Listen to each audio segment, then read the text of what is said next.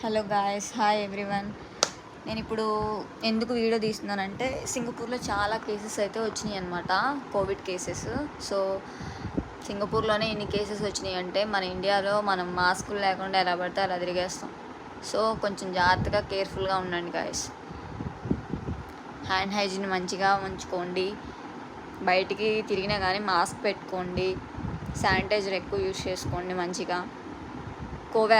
Covishield వల్ల మీరు heart attack వస్తుందని చెప్పేసి భయపడకండి. అదేం అందరికి రావు. నేను కూడా వేయించుకున్నాను కోవిషీల్డ్. ఒకవేళ మీరు అలా భయపడుతున్నారు అనుకుంటే అలా ఎవరికో రేర్ కేసెస్లో వస్తుందన్నమాట. ఒక 100 మెంబర్స్లో 1 or 2 కేసెస్ మాత్రమే అలా జరుగుతుంది. సో మిగతా 98 మెంబర్స్ సేఫే కదా.